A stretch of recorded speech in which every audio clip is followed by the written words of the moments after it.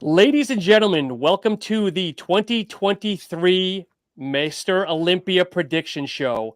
As always, we are joined by James of Impel Nutrition, What's Josh up, of everybody? D1 Nutrition, and new Ifbb Pro, Kennedy. How we doing, guys? Doing great. Doing great. Everybody all quiet, reserved. We were all kind of like all high I here know, before the right? show, and now we're all like, everyone's like, okay, now we got to. So, Kennedy, what's changed besides the IFBB next to your Instagram account? I actually only, a lot of people change their display name. I think it's a terrible idea. I only just put it in my bio, but to be quite honest with you, not much has changed outside of just people know who I am, within the industry. But business wise and just general life, I'd say, to be quite honest with you, things things are still relatively the same. So, you know, um, people out there that aspire for dreams of you get your pro card and that's it, you hang it up and go. It's just, I see it as it's just the beginning. It's like going from the NCAA to the NFL. You're back at the bottom of the rung again, and you're trying to climb that ladder. And yeah, so that's been it, to be quite honest with you. And congratulations to your girlfriend. I saw she won her event yesterday. Oh yeah. Oh yeah. So we were in Philly. I actually just came back like maybe 3 hours ago, 3 to 4 hours ago. So she did a USAPL Philly showdown, and Oh, she nice. actually won the female division. And so it's done by dots.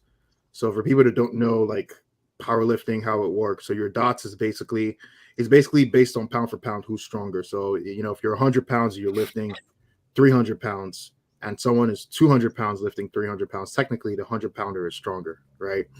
So it's based on that. So she came second in the entire powerlifting show, men and women included, and she came first for the ladies. So she's qualified for nationals. And yeah, we're figuring out if maybe she'll go to the Arnold's next year Wow. for nationals. So we'll see. So she'll get to the Arnold before me. So yeah, it's awesome. And Josh, what's up with you, my friend, before we get into the predictions here? How's life with you? Life has been great, man. It's been really hectic for the past 2 weeks. Back-to-back photo shoots, doing a new product launch, trying to get new flavors arranged, hopefully getting new athletes. Got athletes competing in shows, athletes that did compete in shows. It's been fun. And James, I know you're working like a bear. You and I talk about business almost every day, but how's everything else? I know you're still under the weather, Yeah. but glad to see you. Yeah, just coming off of being sick, but no rest for the wicked. Trying to finish up this new pre-workout formula and label. My son's doing the artwork, and I'm doing all the illustrator stuff. So trying to get that done. The DeSanta sauce is going to go away, and we're going to replace that flavor with a Florida orange juice in pre-max, and then working on doing a little walkthrough of how to make your own supplements the right way. So that's kind of long term. Next 6 months, we'll have some video streams of all the paperwork, doing the documentation, and I think I shared with you before. We've got a mixer and a bunch of equipment that I came across of. So really, just kind of try to break down that barrier for people that want to know what it really takes, and kind of shut down these people that are doing it the bad way. They're like, hey, we're making our own stuff, but they don't even know kind of the trouble they could be getting themselves in. But that's it for me. Just living life, trying to hustle every way that I can. That's it. If you're not hustling, you're dead. That's right. So Standing guys, still, you're going behind. let's jump in. Is there anybody specifically we want to kind of, we'll do our predictions at the end as always. But I mean, is there anybody we go up the Instagram here? We'll do the Fuad Abiyad type of method here. So I actually brought up Ange Presti. Let me bring him up here. So this was actually a couple of weeks ago. I don't know if you guys thoughts on Ange Presti. Will he crack top 10? What do you guys think of his physique? And maybe Kennedy, we'll start off with you. Yeah, so Presti, the first thing when you think about Presti, right? When you see him is just his upper shelf, just the width. He has just so much width, and he's a really tall guy. So, when people see him in photos, bodybuilding, we're so critical. We're so critical of people. Like I look at, you look at this and the regular person is like, holy shit, like look at his chest, striating and separated at the top and bottom. But for bodybuilding, we're looking and saying, oh, the legs, there's a little bit of an imbalance between the legs and the upper body a lot of times. And as you can see, even the way he's hitting this most muscular shot, you see how he kind of flares the quads out is to kind of give him a little bit more width to his actual, lower body. So it looks a little bit more streamlined. So, there is an imbalance to the body. And, Presti can go to any show during the typical season and he's a front runner for that show. He's a great bodybuilder, but when it comes to the Olympia, we're talking about the best of the best in the business. And I don't know if he'll be able to crack the top 10 on this particular Olympia, to be quite honest with you, because there's just a lot of good guys. And the way the Olympia, the talent pool and the crop is at the moment, you have to have everything. So to be ultra conditioned is not enough anymore to be in the top 10. You have to be a guy with a good size and good balance to your physique, as well as come with a respectable condition. Because Presti, he's tall, but there's a lot of 6-footers in that lineup anyway. So he's not really outsizing anyone, which would be his game plan if he really doesn't have that symmetry of the physique. James, any addition color? No, I think that Ken hits a good point there. I mean, you take guys like Samson and Andrew Jack. I mean, they're real tall guys also. And they have huge legs and big back. I think he's got a great upper shelf, like Ken said, a little blocky and a little small down low, but not going to get in the top 10 in my opinion either. Do you anybody think he'll break top 15, or will be out of top 15 with this deep lineup?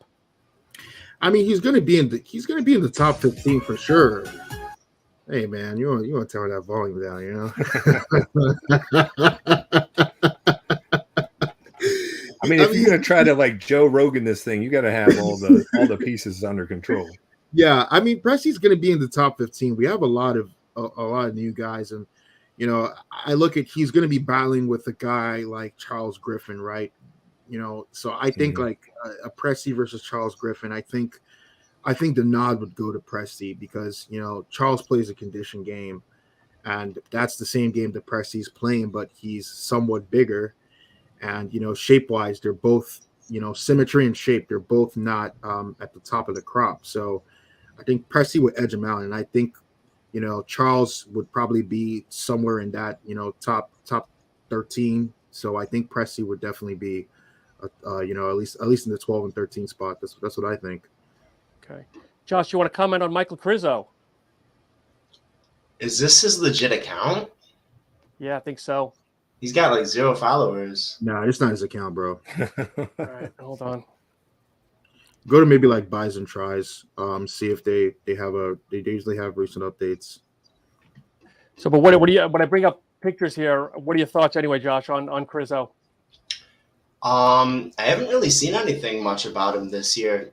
He's been he's not been quiet, but other than like there was a Photoshop issue like a few months back with his quad being photoshopped and shit like that. I really don't have much to say about him. I think he'll be, within the top 10 this year, since he was knocking on that door last year, and with the people that are no longer in the show this year, like Ian, it was like right there ahead of him. He's got, I think, a sure shot of at least being like 10th. What about you, James? What do you think on Michael Krizo? I can't find a real account here, so we'll just keep walking through here. Yeah, I think somewhere between 8th and 10th, most likely. I really like kind of what he's doing, leaning into, the IFBB Pro conditioning here. Like his first kind of entrance into the U.S. He kind of missed his mark, but he seems like he's really dialing it in. He's got real freakish upper body. His arms are just insane. So I think he would do good, but I'm just not sure if he's really ready to crack much better than, 8th in my book. And then someone here that I actually like, and we talked about a little bit. I think Kennedy, we talked to Roman Fritz. I'll bring him up here. I know. I actually like. I don't know how he'll place this year. I don't have him doing the top 10, but he reminds me a lot of like the '90s classic bodybuilders, where the guy is always in shape and he's done multiple shows this year. I don't know. Do you guys think he's a top 10 in the future, or do you think like where? What do you think, Josh? Do you know I anything think about? I think once he puts on a little bit more size overall, specifically his fullness, because he is like a '90s cat that's just show after show after show after show, and he's placing really well every single show, and he's coming in, with that dick skin conditioning. It's just There it he's is. always he sucks down to get that conditioning, so he's not always as full as he could otherwise be. So once he's kind of put on that mass, another year, another 2 years in the off season, and he can get that thick skin conditioning with the fullness, I think he'll be a top 10 contender all day, and he'll be someone that a lot of the OGs really respect because he's probably still going to be going back to back with his shows. I don't know, man. I might have to disagree on that one. I'll be honest. He's been around, right? For Yeah, quite a while. Roman has been around for for over a decade. I remember from Animal and Universal back in the day. Roman is he's no spring chicken. And also, the thing with Roman as well is that conditioning has never been an issue for him. In fact, if you look at the way he trains, the way he diets, the guy is a bodybuilder's bodybuilder. Yep. The problem with Roman is he needs to take it a little bit easier. He's doing a little too much. The guy trains twice a day in his basement, of his house. He's got glutes striated year round. So this is a guy that, when we talk about they've been around for a while and they're doing everything that they can, there's something to be said. You want to meet that about him?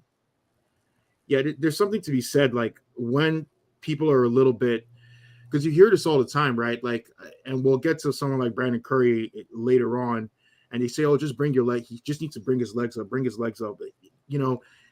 You think he doesn't know that? He's not trying. He's been training for over a decade plus. Like, if the legs aren't there at that point, they're not coming in. It's just a reality. We're all human and we're not perfect. So in Roman's case, I just don't think that Roman can get that size. He's already 270 on stage. He's not a small guy. He's 270 on stage.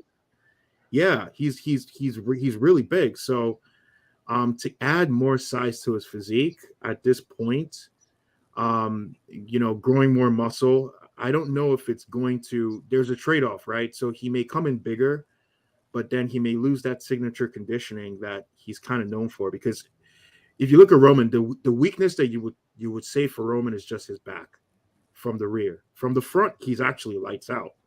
It's from the rear, and putting in more back development at this point, I don't really know if he's gonna get like a lunge for back, even if he puts in like overtime, because that's a guy that I know that he's doing his training 125%, so I think that, and I'll shut up after this, he's been in this game for over a decade, and this is his first Olympia. It's a dream for every bodybuilder to make it to the O. So I don't even think he's going there with the intention that, I'm coming in top 10, and he's towards the latter part of his career. So at this point, it's kind of legacy building and making sure that these last few shows that he does, they count and they mean something. So that's what I would say. I don't think he needs to improve at this point. I just think he needs to just keep coming in the way it is and maybe take it a little bit easier, coming a little fuller. That's it. But the growth side, I think it's done. Yeah. So I looked up real quick, and his first real show was an Amateur Olympia in 2014. So I mean, you're right, Kennedy. He's got a decade plus of just knocking on that door, and if his legs aren't coming up and his arms and back aren't coming up, I mean, he doesn't have it anymore. He's just checking those boxes and trying to look good on the last ones on his way out, I guess.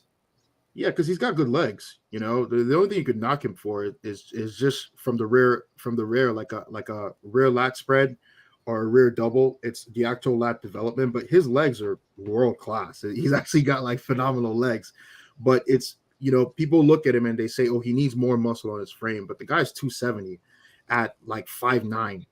Right. Where else are we going from here, you know? See, I also wonder though too if this is more of a hobby for him, because I hear him on Fuad's podcast and the guy owns like 6, 7, 8 businesses. So it's like, how do you juggle that many businesses and also try to be a professional bodybuilder? I mean, all the businesses are, you know, stemmed from bodybuilding. They're all bodybuilding related. You know, Roman's a bodybuilder. Like, yeah, he lives, you know, when you say someone is about that life, you know, you think about the Branch Warrens, the Nick Walkers, he's in that exact realm. Like he's a true bodybuilder. I mean, the guy had a messed up hip, and all he did for like a year or two straight was lay on his couch and go downstairs and train with a messed up hip. Like, come on, you know. I don't think he had like 2 hip replacements, right? Point, you know, so yeah, I don't think anyone can definitely doubt Roman's dedication to the game, and that's also why I don't think that at this point that kind of development is going to happen, because a guy like that, they're doing everything possible within their realm to improve, you know. Yeah. All right, Josh. How about Brandon Curry here? Gotta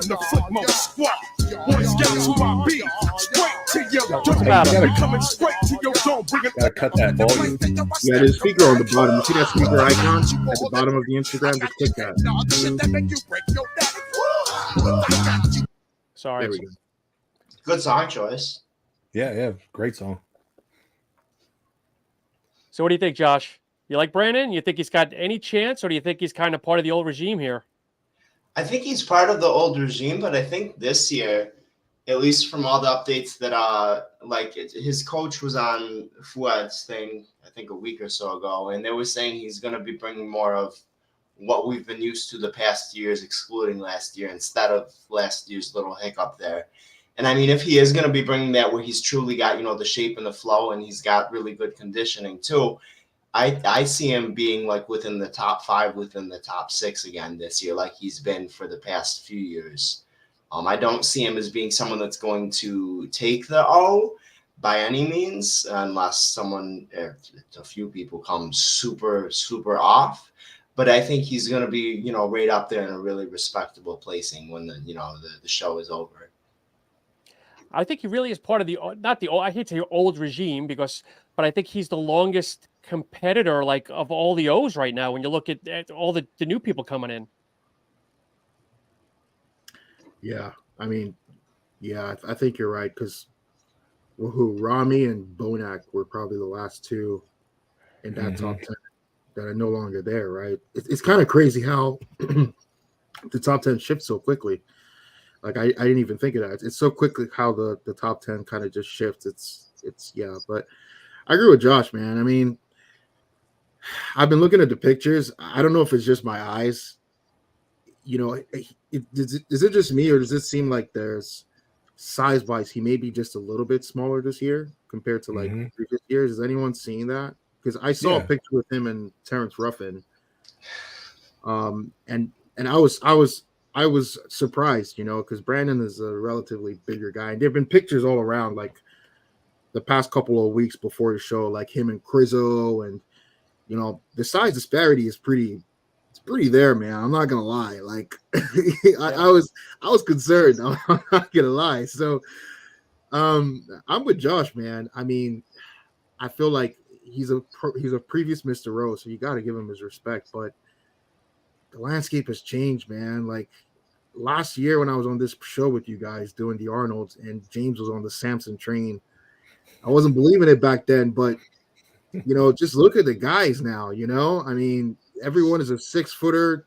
300 pounds in the off season is nothing anymore. People are pushing above that, you know. So it's like, I don't know. I see Brandon out of the top 5, to be quite honest with you. I have him right out of the top 5 because I kind of feel like you, Kennedy. He may be shrinking just a little bit, just slowly on purpose, not pushing the button as hard. Focusing on being conditioned rather than just trying to, you know, because when he was fighting for the top spot, you know, every year he's in Kuwait, you know, at the Oxygen Gym, you know, and just trying to get big. And his back, I love his back. It's like next to Derek's, it's like the favorite of me. It's like if I could ideally pick it back, it'd be his or Derek. But he's going to be 5 or 6 in my book because he's going to nail it. I mean, that's the thing about Brandon is he's never very far off, you know, and he's got such a great upper body, that back and back double by, his arms are insane. So I think he wows a lot from the back, which will carry him.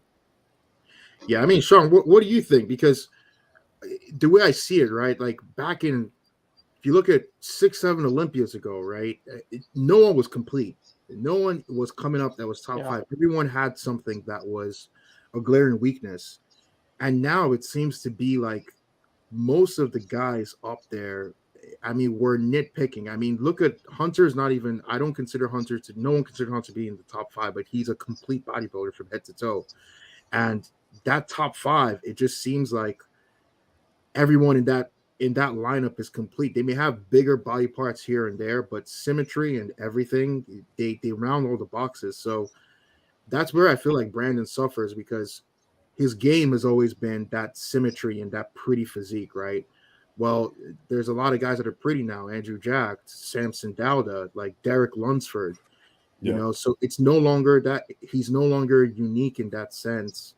So it kind of brings his stock down in terms of, you know, the value of what he brings to the stage.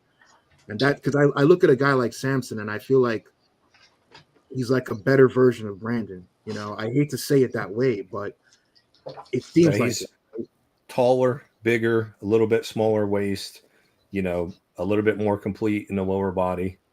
Yeah. But you're right. I mean, all the guys in the top 5, they're not really lacking anything. It's just what variations of symmetry or bigger body parts do they really have? Yeah.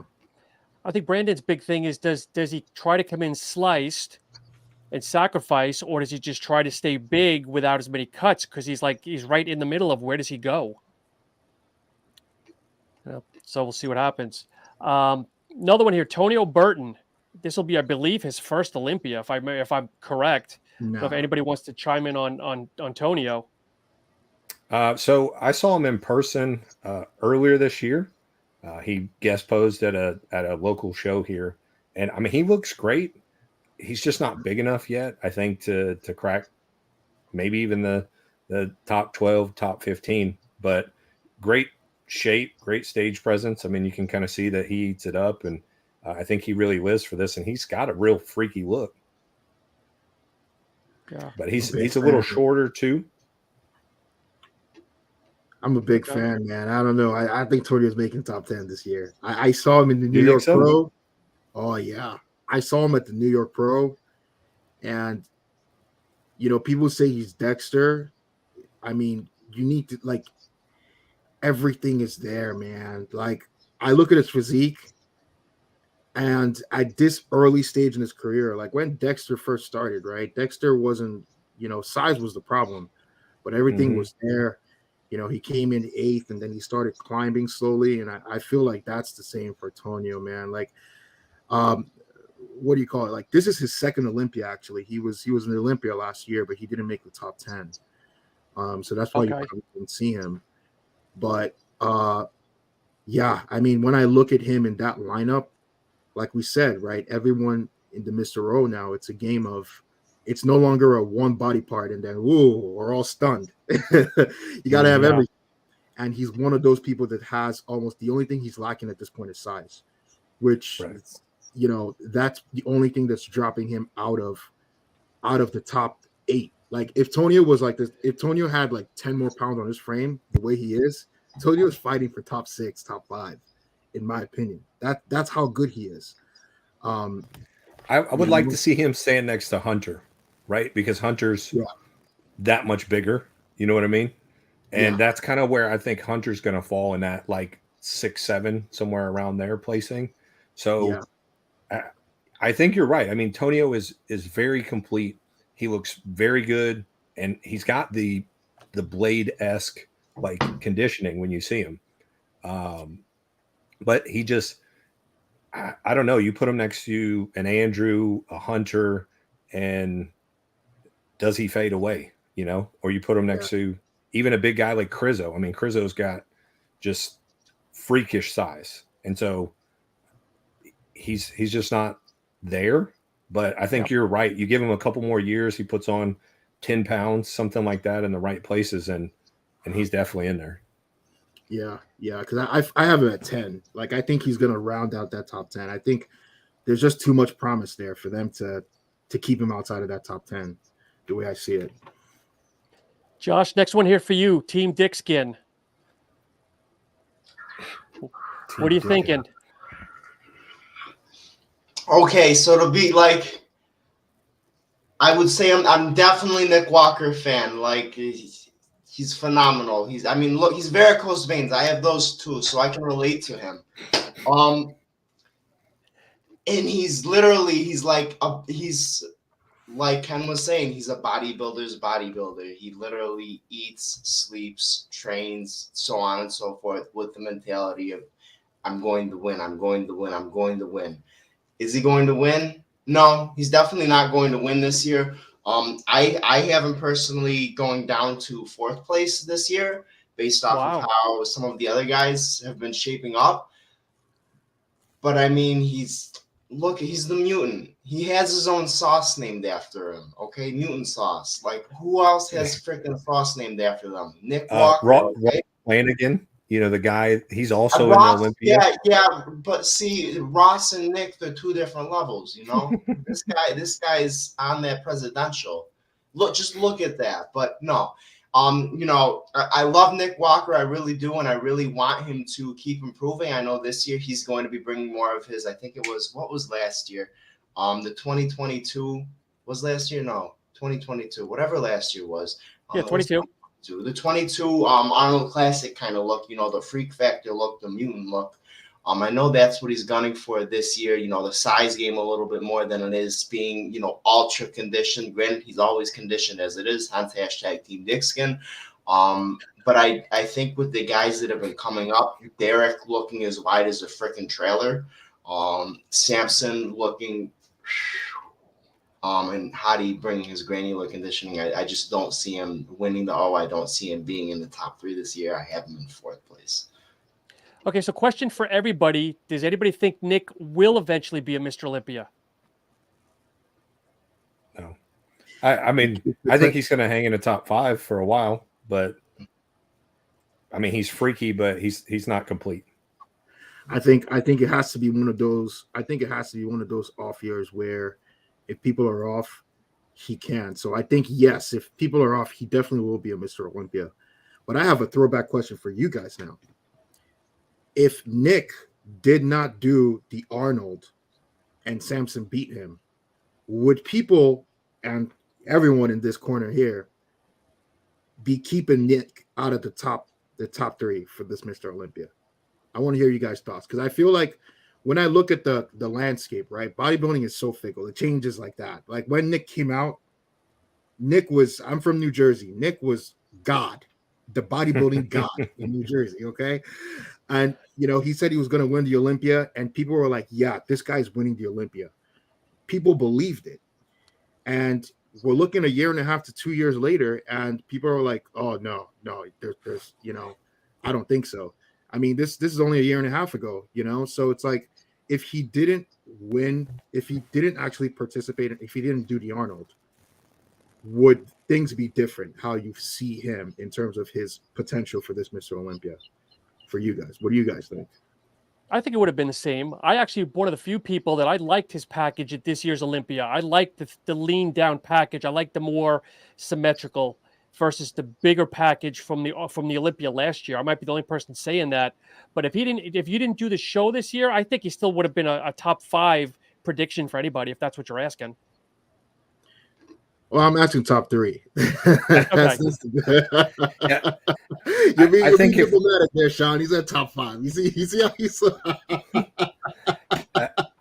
I think if he didn't do the show, you know, he's the hype train. You know what I mean? That's what got him there in the first place. I mean, he was one of those guys where, I mean, I think he's a great bodybuilder. He's got good look, but without all the smack talking and, you know, the videos, the back and forth with Hunter and talking shit to boost his visibility, right? He may not have been where he was at that first Olympia.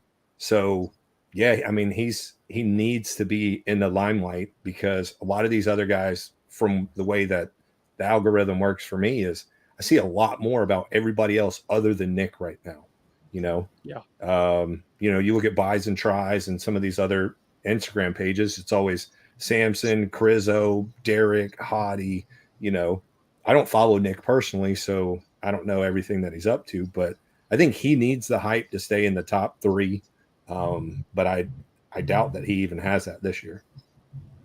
Yeah, because I mean, that's why I asked that question, because I just feel like we all follow bodybuilding so closely, and the narrative around Nick Walker before this Olympia, before the Arnold, was very different. So I just kind of I look at it and I sometimes I think is it crowd mentality versus what is actually what is actually there, right? There's got to be both, right? I mean, yeah. Take Hunter, right? So Hunter was able to edge out Nick, and it was last year, right? Everybody's like, oh man, Hunter's going to do this, and this, and he showed up the same again. I mean, and then he's dropped in everybody's eyes from being, top 5 to rounding out before everybody dropped out to barely rounding out the top 10 when you still had, Ramy and Brett and all these other guys in there. They need that hype to stay in there. And so I think the only reason Hunter's got a little bit of chance this year is, he did a couple shows back to back and his conditioning was much better. So I think it is what's on the stage, but it's what everybody assumes before they even get on stage a little bit. Yeah. To either prove or disprove that. When I see Nick, he reminds me of Branch Warren, just from the fact of a very unique type body. It's like, who do you compare him to? Like, I almost felt Branch was almost on his own. I almost feel like Nick is almost on his own. Yeah. That's fair. So, all right, Josh, let's bring it to you. Let's bring the current reigning champion, Hadi Choopan. I mean, he's head to toe. He's complete, but like, at least this year, with all of his updates that he's been posting, he's like too complete in the midsection. Is from my perspective what I've been seeing. I mean, he's always been kind of on the blockier side, but always, still from head to toe, he's matching. His upper body matches his lower body. His conditioning, it's been nuts. But I feel like this year, like I've been seeing a lot of other cats saying, he's losing it right there where it seems to be mattering a lot more from the judge's eye than it might have, say, like 5 years ago. Do you think his waist has gotten thicker? I mean, he's got great abs, great definition, but does it look like he's got blockier? Yeah, to me at least, he just, I don't know, it doesn't look as I'll use the word streamlined as it did in 22. And this is supposedly 8 weeks out. I was going to say that's 8 weeks out, right? Yeah. Yes. I think yeah, that's just 8 weeks out. Like, every bodybuilder, as you're going down for the show, your waist is going to come in a lot more. I mean, the fact that he's even in that condition 8 weeks out, like, Jesus Christ. Yes. How many people could do that? I think that, at 8 weeks out, he still has water in him. He's not depleted. It's going to appear a little bigger than usual. I don't think his waist has it increased, maybe ever so slightly, but I don't think it's to the point where it has altered his physique. But it hasn't improved. You know what I mean? Like, it hasn't got smaller. Yeah, it hasn't gotten smaller. I think Hadi is trying to, like any champion, he's trying to separate himself from the pack. Every champion has done it. Ronnie Coleman, 98, 99, 2000. By 2000, he was a different human being, right? Phil Heath, the same thing. 2011, 2012, and then 13. He tried to separate. Everyone tries to get bigger, and sometimes bigger is not always better. But I feel like I'm asking the hard questions today, and after this, maybe I'll Bring stop. it. Come on. That's why we wanted you here. let's be honest for a second here. All right. I know we always say that IFBB, you know, we're a neutral party, this, that. With everything going on in the world right now, and whatever side you're on, I don't really care.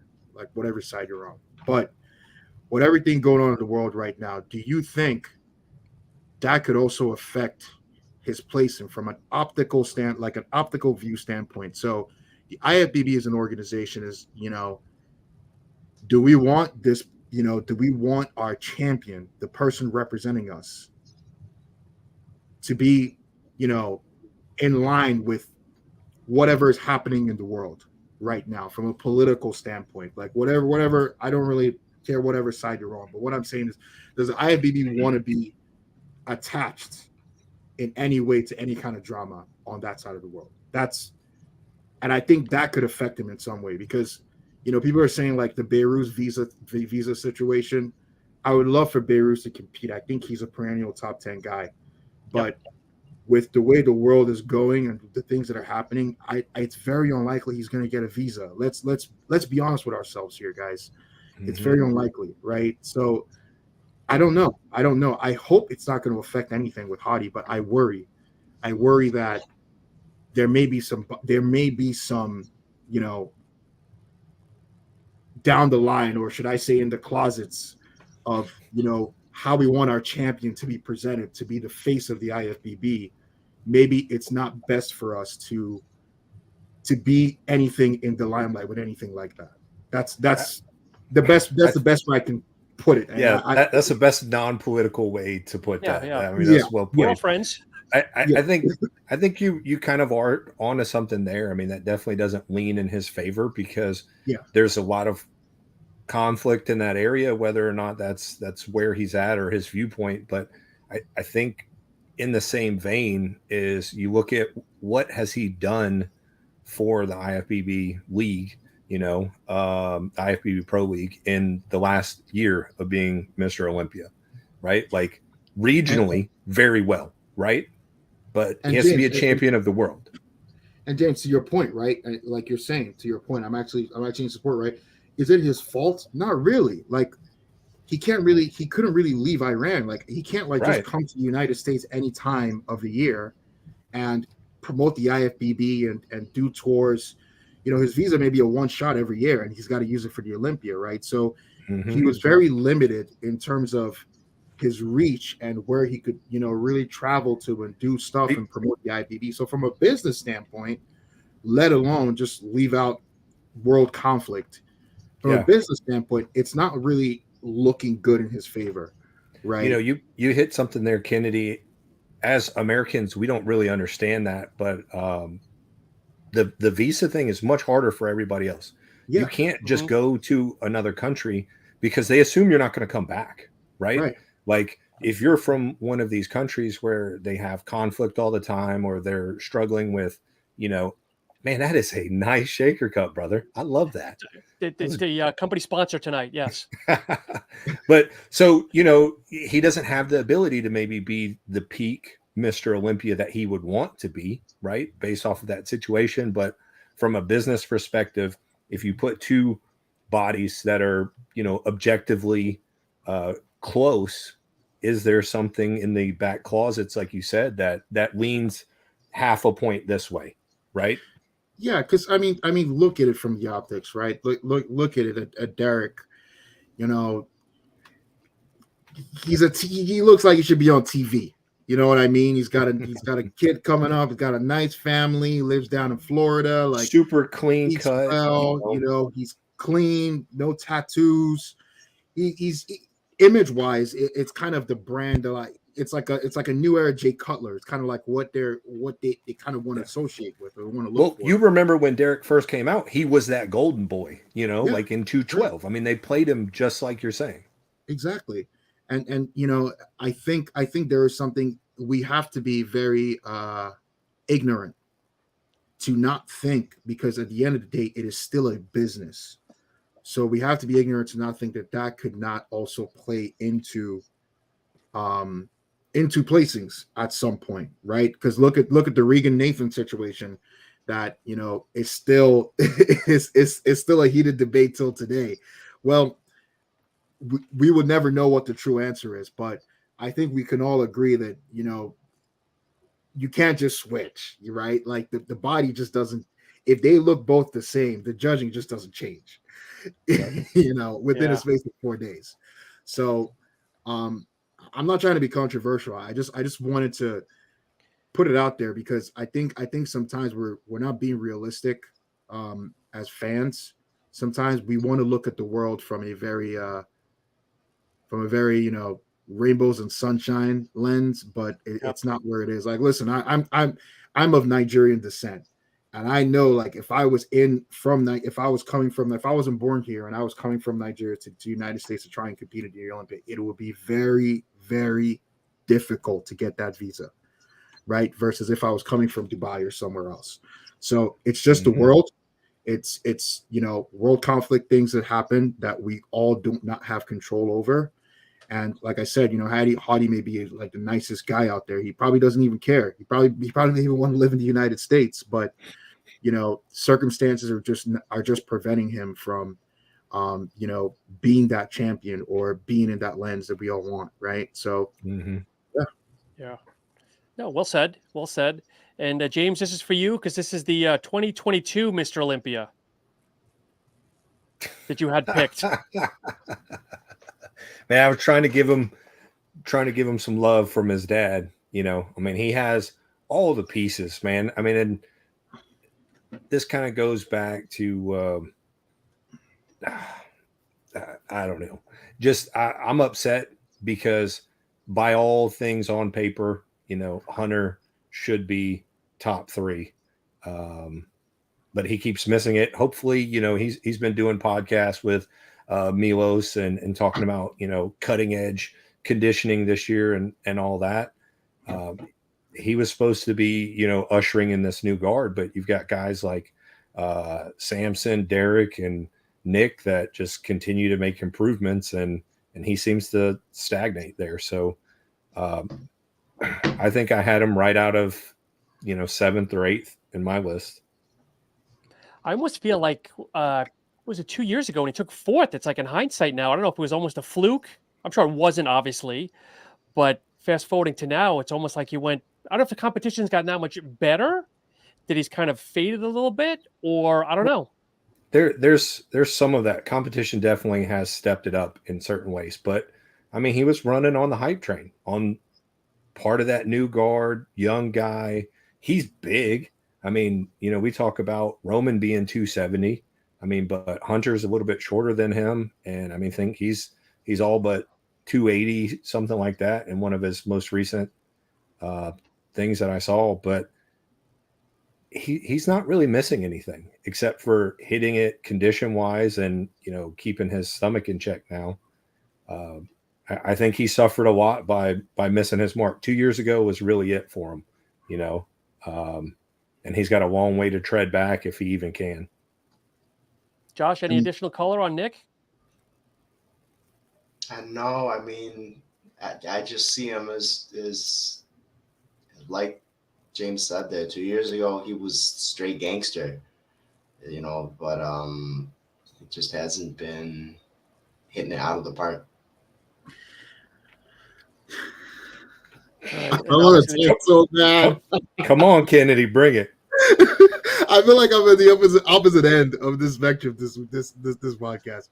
But okay, on Texas Pro this year, this is the best Hunter we have seen to date. Okay, condition wise, he was very hard. Texas Pro, it came down to him versus Andrew, and Tyler Mannion. He came out and said it. It was a draw. It was literally a draw between Hunter and Andrew. What was it that was a deciding factor? Posing. So Mhm. Hunter faded Mm. because they kept posing him round after round, and Andrew was able to, sink the win. So I think it's a little hard to say that he has not improved. He's also been very transparent about the changes he's made from last Olympia because it was a slap in the face for him. Um, Diet was one of them. Diet was terrible. yeah, Yeah, right. So he drinking was on the liquid shakes all diet, day. and now he's on a solid meal plan, and you can see it in his physique. I see it. He's a lot harder. He's bigger, especially from the back, from the rear. He has improved. If you look at his Olympia or even his Tampa when he won the year before, not this year, to now, lights Well, he out. won the Tampa this year, right? Yeah, he Yes. won it again this year. Yeah. Yeah, lights out. So he's definitely improved. But I think, like you said, James, the landscape has also improved as well. Now, if he had beat Andrew at Texas, and this is why I asked that question with Nick Walker, why I really do think that media, just your stock as a bodybuilder, it changes the perception of predictions and where you can potentially place. Because if he beat Andrew at Texas, everyone is going to be saying that Hunter is in the top 6. Let's be honest. Yeah. Well, so Andrew was always like at the top of the top 10, right? He's that 8, 9, 10 up in there. And if he can't jump him at the Texas, then that already tells you like he's going to be flip-flop. So Andrew must have made improvements if he's edging Hunter out, right? So that tells you the whole landscape is shifting down, and Hunter may be improving, just not as fast or fast enough. But this is what I think. I think Hunter and Andrew are in the same realm right now. So you put Hunter and Andrew. So if Hunter and Andrew are in the same realm, and this is where I'm going to ask this, I'm asking all these hard questions. I swear someone is good. I hope I don't get banned because I'm talking way too much. So, okay, let me ask you guys this question now. Andrew versus Brandon. Who do you have? I have Brandon 5th, Andrew 6th, Hunter 7th. No. I asked. Just in general. Don't be diplomatic. I said, I mean, 2-man call out. Andrew versus Brandon. I think Brandon is more complete, where Andrew has a very good physique, but I still think he needs to put on some mass. Okay, if we're talking like today. You have Brandon. Okay. James, what about you? I had to go back in the mental files here, but I think from the front, it's close. I really like Andrew's front double bi. He's got kind of the X frame there, kind of Tony Freeman look. But when you put him to the side, right? So side chest, Curry's legs and arm width just smokes him, in my opinion. And then you go to the back, and I think Brandon has from the back. So in those two poses, at least, I think it's going to edge Brandon maybe by a point. Okay. Josh, what about you? Hey, Josh, what products do you have to sell? So the thing is, I really like Andrew's physique. So I think between both of them, it would be a really tough time for the judges to decide who beats who. I mean, from the front, in my opinion, at least, Andrew lights out fucking. Okay. He, in my opinion, takes Curry by a nice bit because he is more aesthetically pleasing to me while still being like, the wow factor. From the back, Curry definitely has more flowing back, I would say, but I think Andrew, at least I think in the Texas show, his hamstrings were pretty good, if I'm not mistaken. Whereas we know Curry's not. That's where he lacks. So from my perspective, I think between the two of them, and now I'm looking at my Post-it note and realizing I should probably switch those two. I think Andrew would take Brandon. Okay, so this is the point I was trying to make, right? So there's no right answer. It's two for two. So you guys think Brandon, but there are people, Josh and myself, who, if it was just a two-man call out, to be quite honest with you, I think it would be very close. And there's an argument to be made, because Andrew does get in a little bit better condition than Brandon. There's an argument to be made that Andrew would win. Now you put Hunter versus Brandon, just a two-man call out. Now we have a very complete physique next to Brandon, who is very big, but symmetrically, he's not as put together, because of the lower body versus Hunter. So the reason why I'm bringing this up, when we make these rankings, it seems like, oh, Brandon is up here, right? And Andrew or Hunter is all the way down here. He's really not. Like, to be quite honest with you, that Hunter may even be ahead of Brandon. I'm just from pure bodybuilding, the way I'm looking at it. I take out the fact that Brandon is a Mr. Olympia. I remove all your social media hype and whatnot. I'm just looking at the two physiques, right?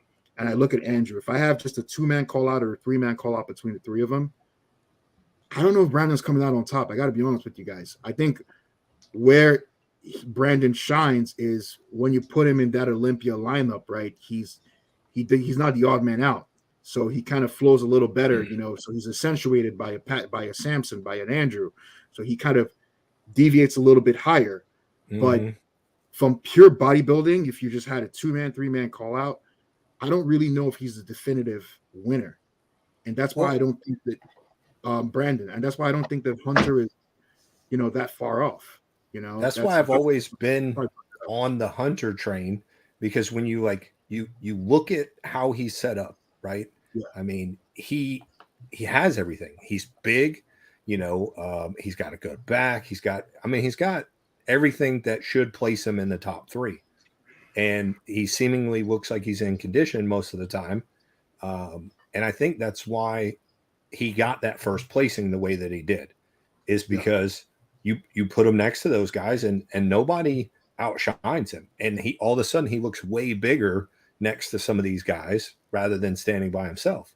And you start to realize how complete of a bodybuilder he is. I mean, he's got some of the streamline of his father, but with mass. You know what I mean?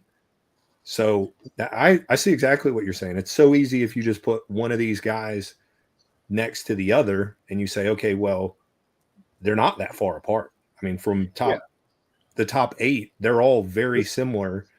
What makes them so dynamic is the height coming in. And then when you put them next to other people comparatively and say, well, he's more symmetrical, so we're going to move him. And now these two contrast these two body parts, and that's how you kind of stack those guys so far apart is. And I see what you're saying.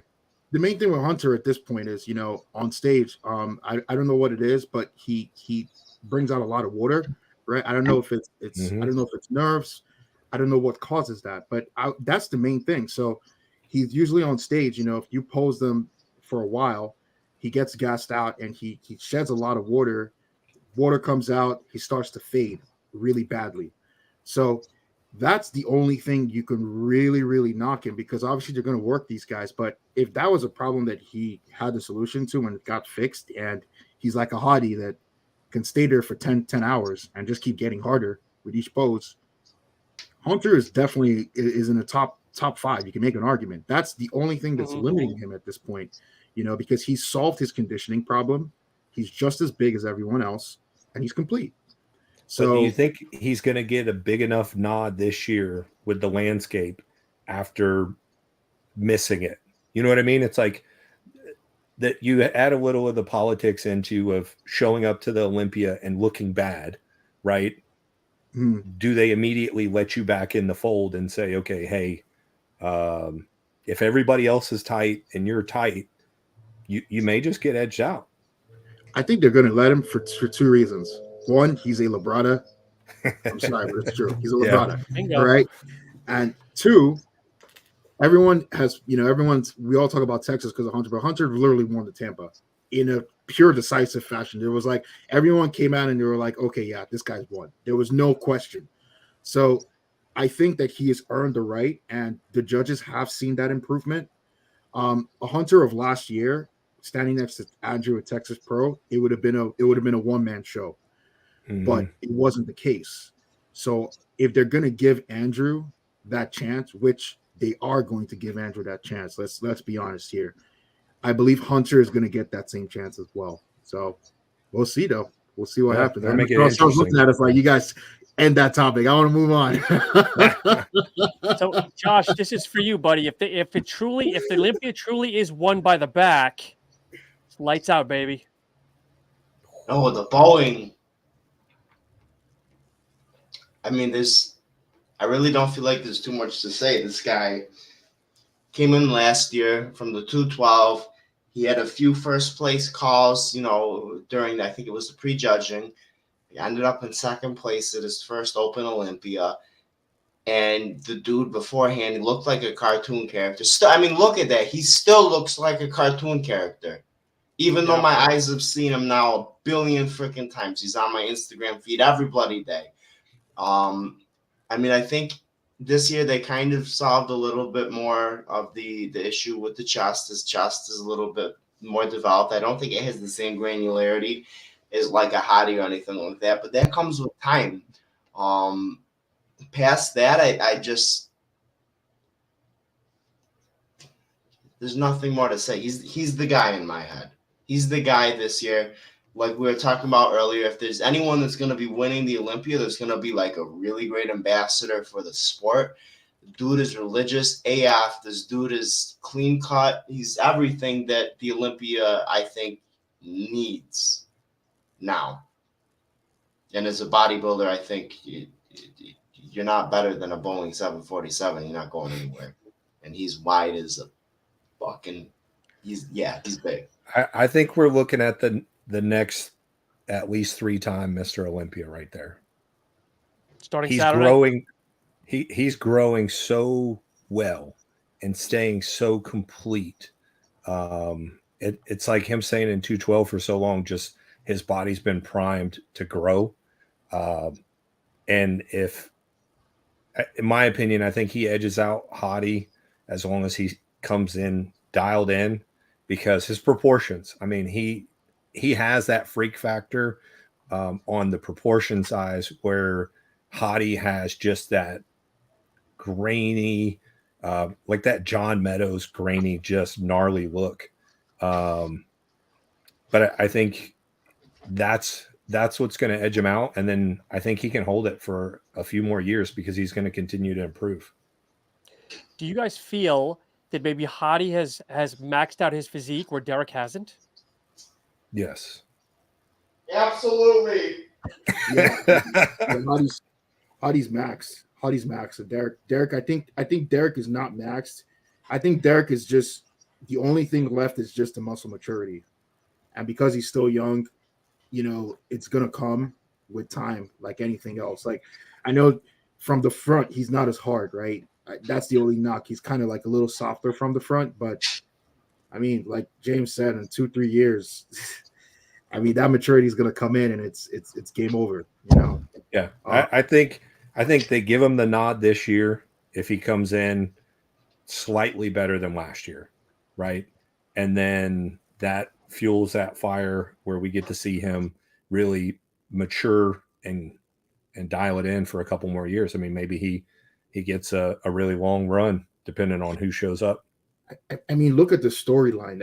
It's also storylines, right? And that's why I think Derek and Samson are, in my opinion, the front runners. Look at the storyline for Derek, right? You can't write a better story. Yeah, he won the Mr. Minnesota, went on to win the USA's.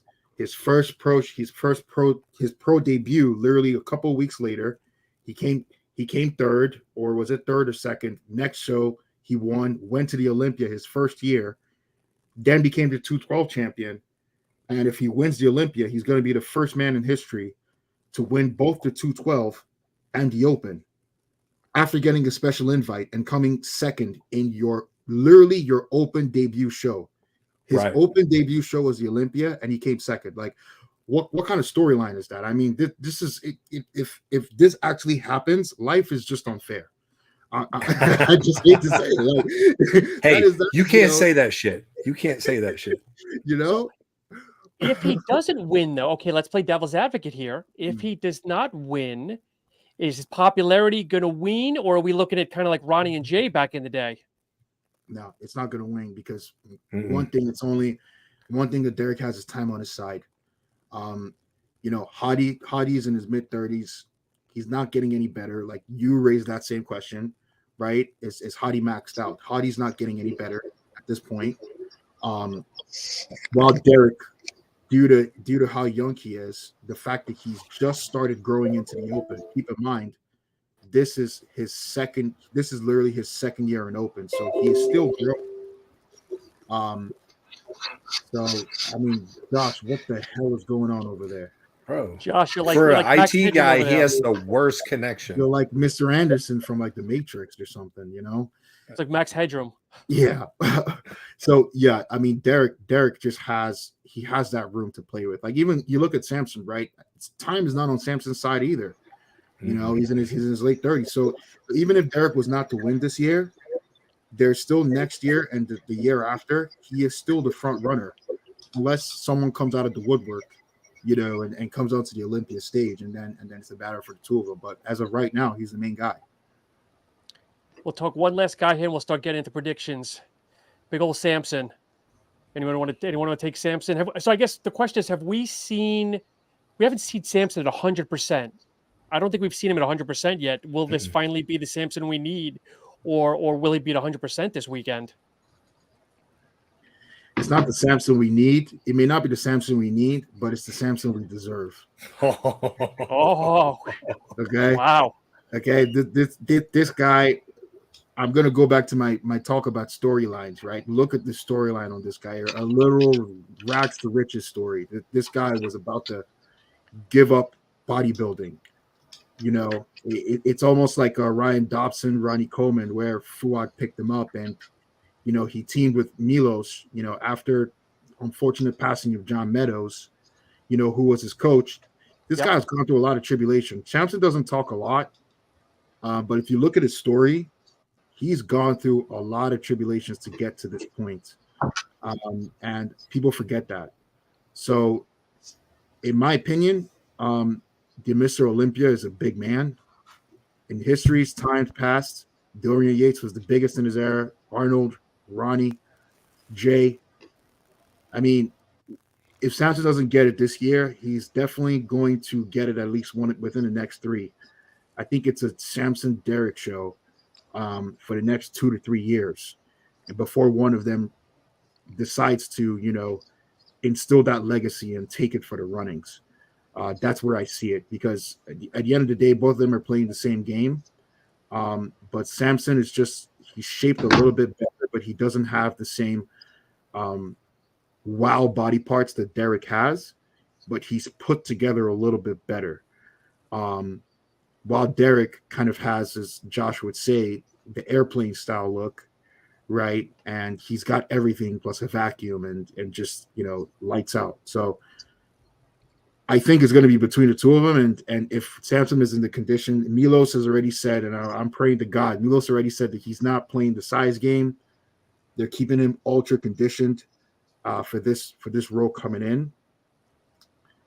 I don't know. I don't know. I think Derek is still ahead, but I really want Samson to win, because I think when we talk about the direction the sport should go, I think Samson is a Hail Mary to the 90s look.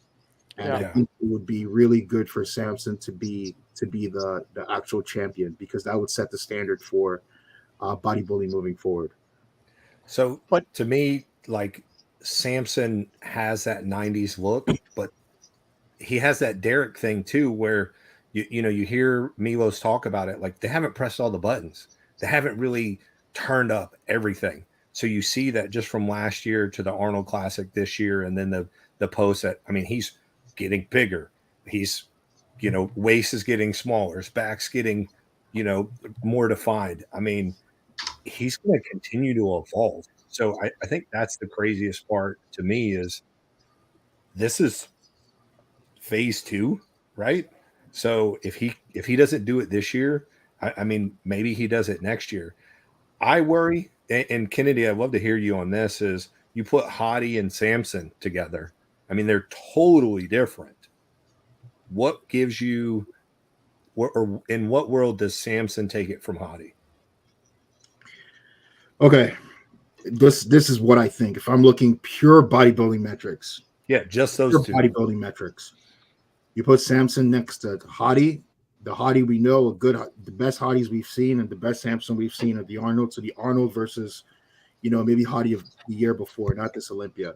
I think he was harder the year before where he came was a second or third. It's hard to ignore that grainy, nasty conditioning and muscle maturity that Hadi has.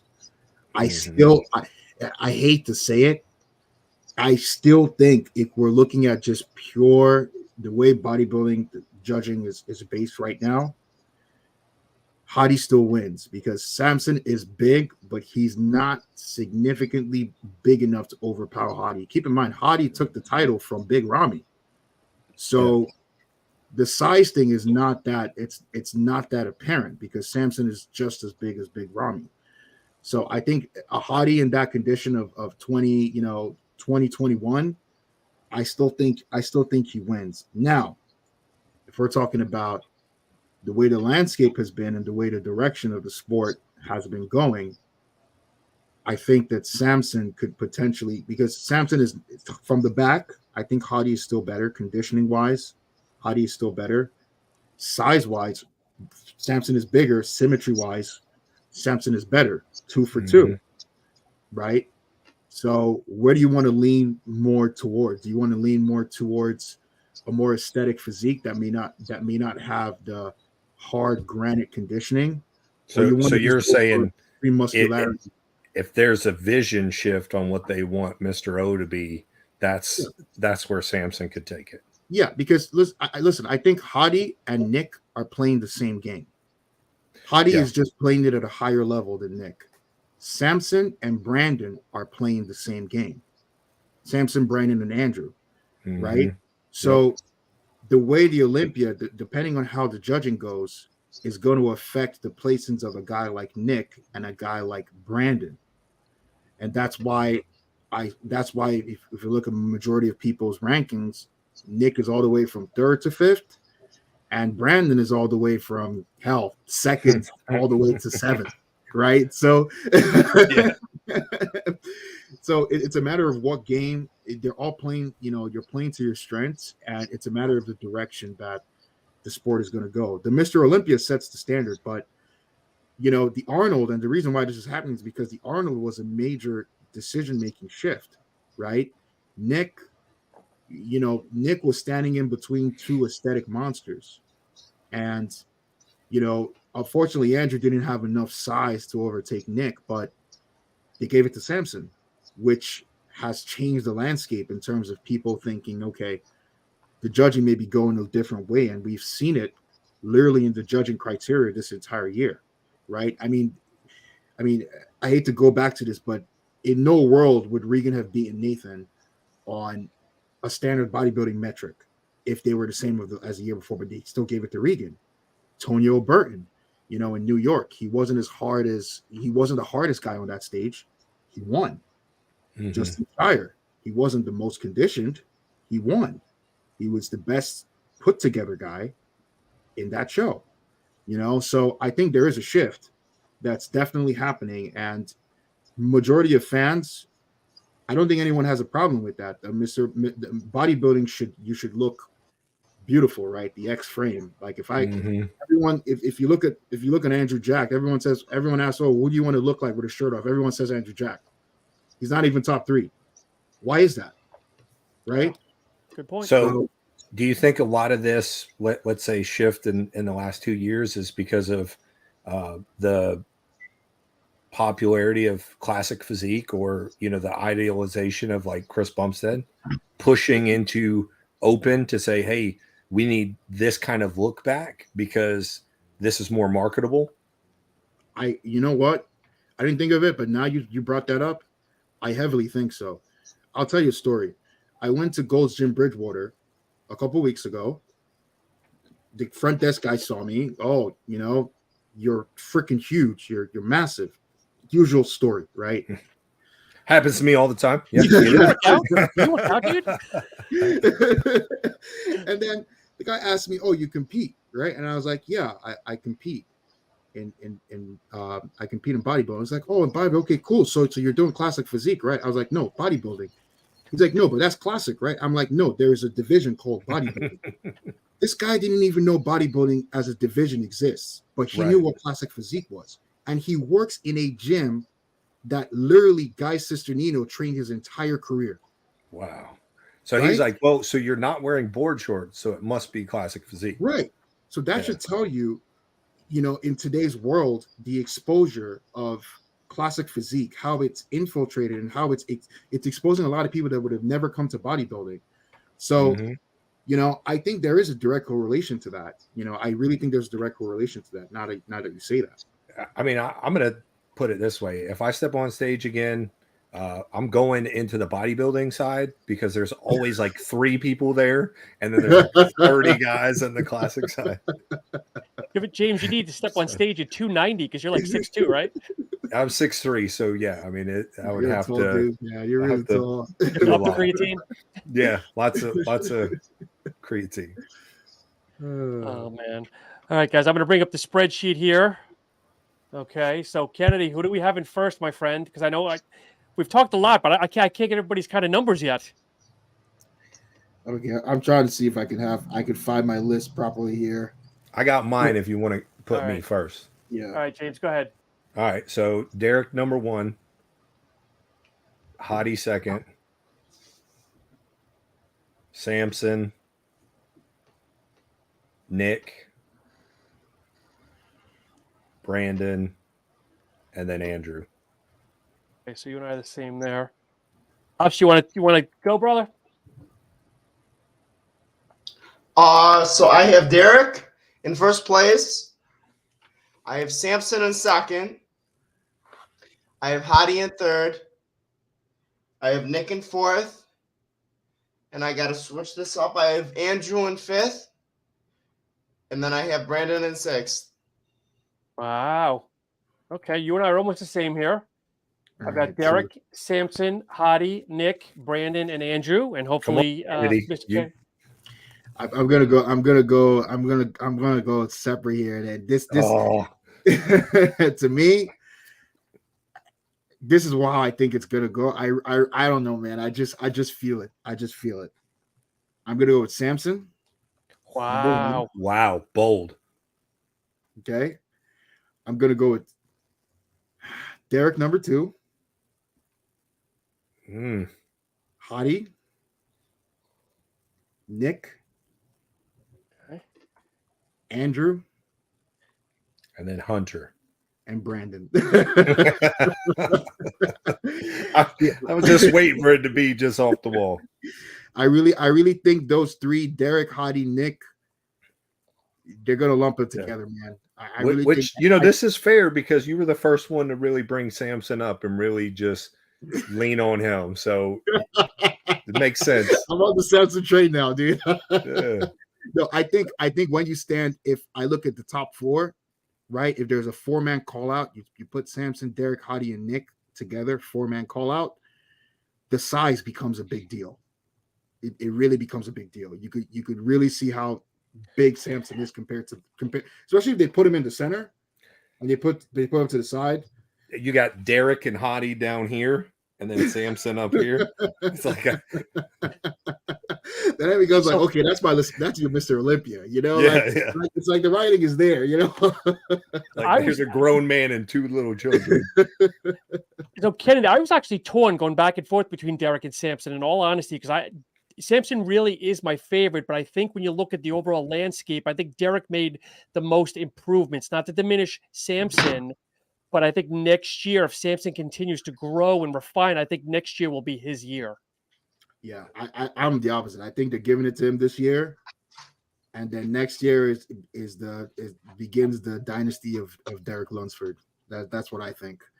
I think this is still that's his shot. That's his shot. Yeah, I still think this is still Derek's second. Still his second year in the Open. I think that maturity from the front, if he doesn't have that maturity from the front, is going to affect him, because him standing next to Hadi from the front, Hadi is hard and grained out. I just don't think they can just give it to Derek like that. So I think Samson is going to be, you put Samson ahead, then the shape matters a little bit more, right? And Samson is he's the one with the most shape, Derek next, and then Hadi. So I think based on the judging, like we talked about direction, I think that's the way it's going to go. Me personally. Okay. Now, if I'm right, then hey, I'll give you guys my Venmo, and you guys can. Hey, I'll send you some protein. Let me go out to a steakhouse or something for a T-bone steak, but we'll see. If you guys are good for just a couple more minutes, because James would get upset if we didn't talk Classic, and we want to drop our top 3 for Classic.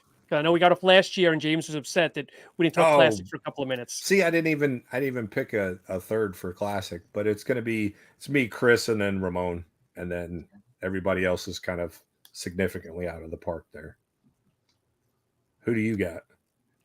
I mean, I like Urs. I mean, I think Chris is going to do, but I'm an Urs guy. I'd like to see him win it next year. But Urs is so small. Like if you really put him next to these other guys, and Chris is seemingly even bigger now that they've kind of stretched the cap a little bit, and he continues to fill out now that he's got. I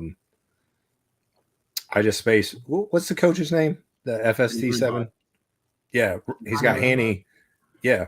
Now that he's with him, I mean, he's just making more improvements, Yeah. So I think Urs gets left behind. If you've seen him stand next to like Ramon, I mean, Ramon's the guy that has the most hype in that division to even push on Chris, and he makes Urs look real small. Yeah, that added pounds that they did to the weight class requirements. I don't think it's enough for any of them to overpower Chris. I think the person that helps the most is Ramon, because he was already teetering at the top of the class. But Chris is still miles ahead, man. At this point, it's I think it's just a waiting game. You just got to wait the champion out. So, and people are starting to nitpick his injuries. He's torn his bicep, his hamstring. Yeah. He's got a little tear in his back, I think. So like you watch people and they circle this and they circle how long, but he's so complete everywhere else, and it just looks good. It flows. It's one of those physiques like Kennedy say. You have to wait it out, because I don't know that there's anything that we've seen Open Classic. Is there a look that really takes away from what Chris has? Yeah, it's a Dexter Jackson game. You just have to outlast them. That's what Dexter always says. You could beat me now, but I'll just wait for you. I'll outlast you. It's the Dexter game at this point. He's just too ahead. You can't that kind of physique. Like it's never, unless you can't overpower it. He's already the tallest guy in the division. He's the biggest guy in the division. So what are you going to do? There's already a weight cap. It's almost like. And he wasn't even. I don't even think he's at the top of the weight cap either. So it's like, what do? You just got to wait it out. That's just the truth. Yep. Josh, you're a Classic guy. What do you think, buddy?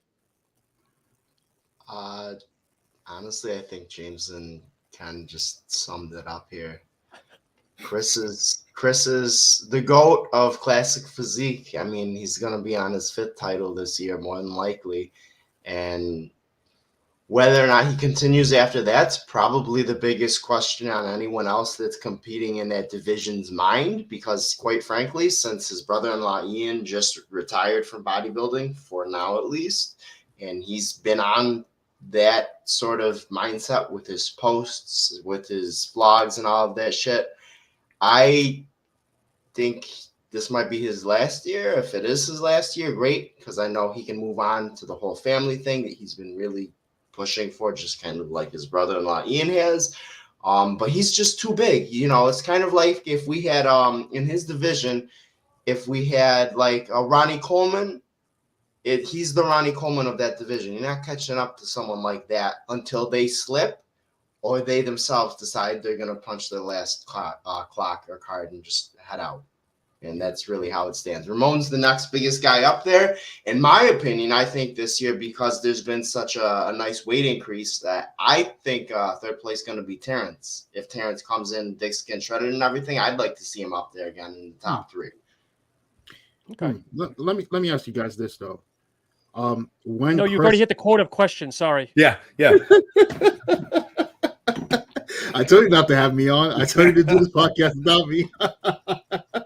Hi, brother. Let me ask you guys this question. So, when Chris retires, do you guys think Classic is still going to be as popular as it is today? No, I do not. At least from a social media perspective, I think it's going to die down quite a bit. Chris transcends the division. He transcends bodybuilding because even the average Joe that doesn't know it knows C-Bum. Yeah. I think you're going to see it. The dynamic doesn't change between this generation of bodybuilders, right? They're not going to all of a sudden want to go open, right?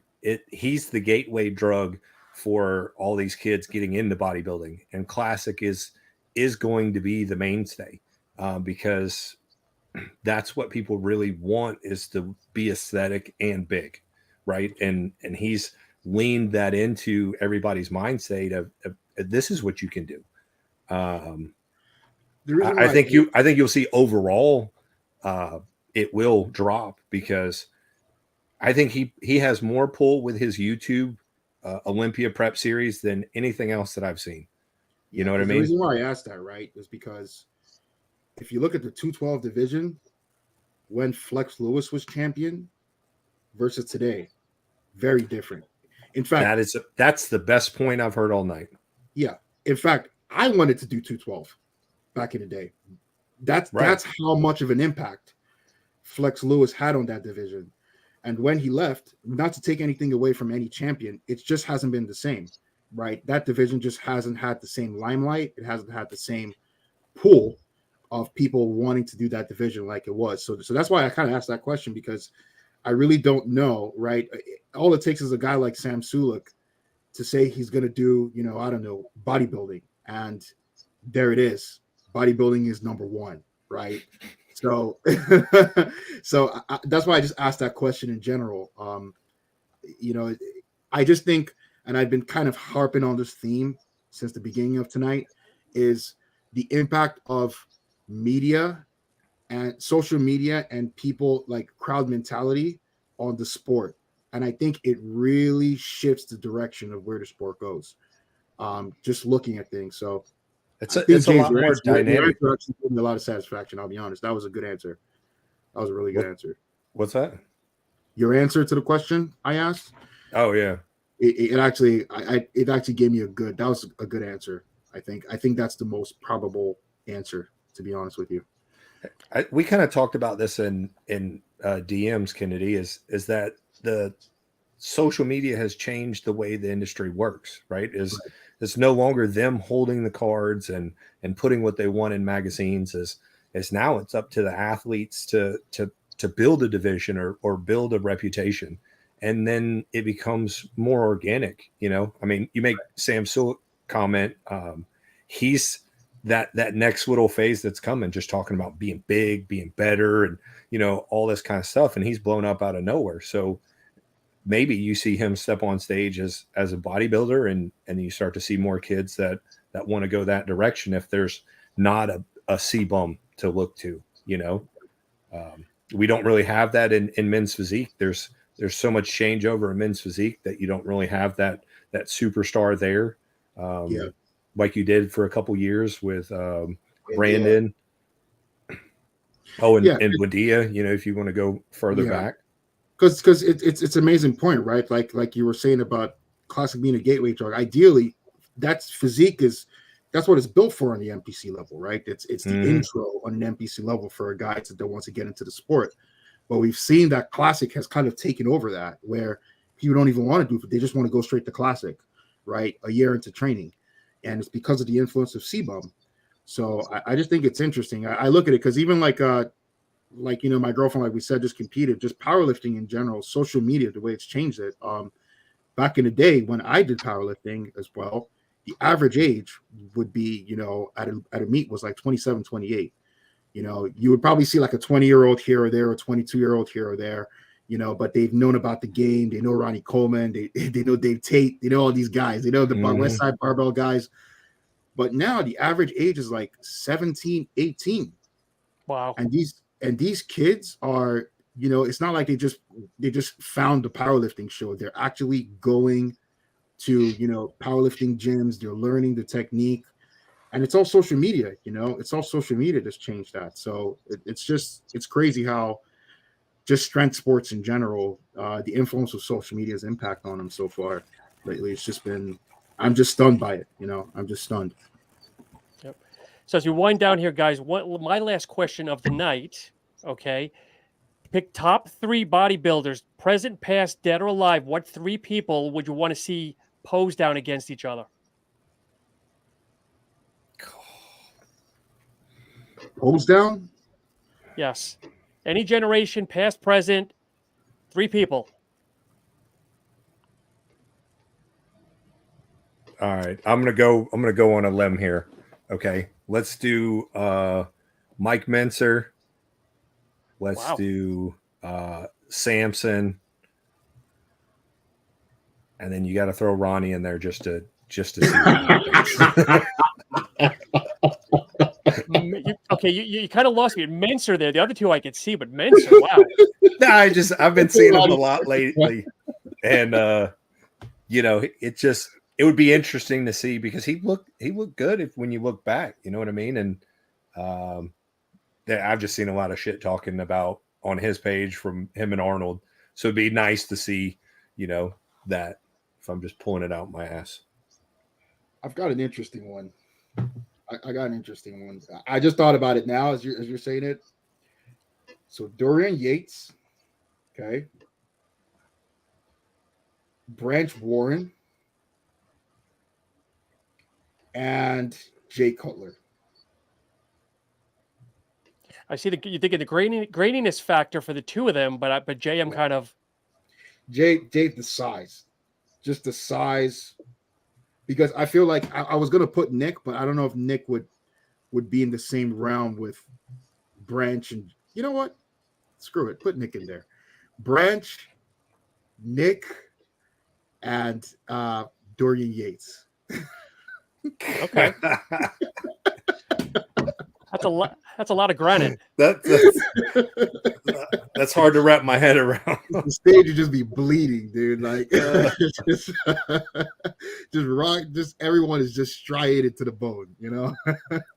Josh, you want to throw something crazy out like Mike Menser? So I'm gonna go from a more artistic perspective. Did you say autistic? So I'm gonna go Flex Wheeler. I want to go Kai Green, and I want to go Terrence Ruffin. What? Wow. But this is a pose down, right? This is gonna be more of like it's gonna be nice and fluid. It's gonna be kind of like Kai Green. Just with 3 people instead of 1. Is it gonna be like a guest posing situation where they're kind of like doing like a choreographic routine? Exactly. That's what I envision in my head with that selection. Are they all wearing masks and little loincloths? They gotta be wearing masks and they gotta be repping Redcon 1. No. All right, this one is far-fetched. So we keep seeing them now. It would be for me Samson, Lee Haney, and Sean Roden. Yes. I can see it. I think it's just size. They're also different in size, man. Samson and Roden would be a really nice matchup to see. For Roden's like Brandon's size, Yeah. But it'd still be a good. Yeah, I agree. I think Roden and Samson would be a good matchup. I think Lee Lee's era is a little too they're still smaller on the size, compared to the two of them. But I think it's a good matchup though. That's way better than mine. Mine is just granite. And one more for Kennedy, and then we'll finally officially go. Okay, we talked off air that you're hoping to do your first pro show in 2025. I'm not going to say what it is because it's still too much. You win that show, are you going to do the Olympia, or are you going to go ahead and take off a year and try to build and hopefully make the next Olympia? No. If I win that show, I'm going to the O. If I come 16th at the O, I'm still number 16 in the goddamn world. Yeah, you I'm say that you went and did it. If I win that show, I'm going to the O, 100%. Yeah, I just don't understand the mindset of, well, I won, but I'm going to take it off and do better next year. No, you got the invite, fucking take it. No, I'm going. If I win that show, you best believe I'm going to get my Mr. Rowe jacket. I'm going to that show. Well, I see it for some people, like, if they've got that showstopper career, it happens early, all the writing's on the wall. But for 99% of the athletes out there, if you have the opportunity to go there, fucking do it. I mean, you would hate to get injured or something happen and not be able to come back. And just business wise, right? I think there's something to be said for showing your face at these places. So I'll give a personal example, not on that level. You guys know I went to nationals in Florida in 2022, and it wasn't my best showing. But if I never went to that nationals, I would have never met Andrew Vu, who is currently my coach, and I turned pro. I would have never met Sid Rai. I would have never met a lot of bodybuilders, that were on that cusp of trying to turn pro. And we're all friends today and networking, and we're the next generation, right? So even if you don't make it, the fact that I can go there, where am I ever going to get a chance to go somewhere and be able to, talk with Hadi Choopan, or speak to Samson, and not as a fan, but as someone, maybe I'm not in the same lineup as you, but I'm there to compete with you. So it's a different level of respect, I think there's something to be said for that. So if I did, absolutely, I'm going to go get my Mr. Rowe jacket. Okay. All right, Josh, let's light up here. Where can people learn about you? Any new products coming out? Go ahead and talk away here. So where can you learn about us? My finger's not showing. The1-nutrition.com. Follow us on at the1-nutrition. Actually, I think it's _ on Instagram. You can follow me personally here or there, wherever it is. New products coming. We got a new flavor of Intra. It's going to be straight up gangster, talking American flavors. I think it's called like American Dream or something like that. It's red, white, and blue. It's going to be like a rocket pop, and it is dry scooping it at least is next level. That's it though for me. James, go ahead. I know you said you're coming out with a new flavor, maybe one of your pre's. Yeah, so the new formula for GSD pre's coming out, doing a new flavor as well, cherry slush. My son's actually doing the artwork for it. He's an aspiring artist and wanted to do artwork for us for a few times now, so we're going to pay him to do that. So running a little bit behind, but those will be coming out soon and being able to restock for everybody. As always, we've got tons of protein, pump formula, the In Daily Greens, all in one health. But impelnutrition.com, at Impel Nutrition on all your social media. And you can find me anywhere. And Kennedy, you're off season, living a good life. Are you still eating clean? Are you a little dirty now or what? Oh, I'm eating. Yeah, I'm eating clean. Andrew has me on actually, I'm doing a ton of cardio, dude. I'm doing 40 minutes in the morning, stairs, 30 minutes a night, every day. Same. So we're trying to keep this rebound, keep me in they don't want me exploding in the rebound. So we're trying to keep my weight under control. Like everyone, I'm as the name says there, Colossus Ken, Ifbb Pro. So if you ever want to reach out, you can reach out to me on Instagram, guest appearances, whatnot, reach out, or, questions. If you're just a fan or, you have questions about, training, dieting, supplementation, feel free to reach out. I try to give advice and help people as much as possible. And if you have any business opportunities, you want to work with me in some capacity, supplements, whatever, guest appearances, training, seminars, let's do it. So that's where you can reach out to me. James, do you remember, throwing under the bus here, do you remember after Kennedy got his pro card, I said, do you know any pros? Do you remember what you responded back to me? You said, no, I know a lot of pros, but most of them are dicks. Yeah, and Kennedy is definitely not one of them. One of the most down to earth guys. So keep that going. Oh man, James, one love. Guys, it's always a pleasure. We'll touch base, I guess, Saturday night here and see who's the closest with all the predictions here. And for all the fans, thank you so much for watching. As always, Sup Talk Radio. Have a great rest of the night. Have a great week.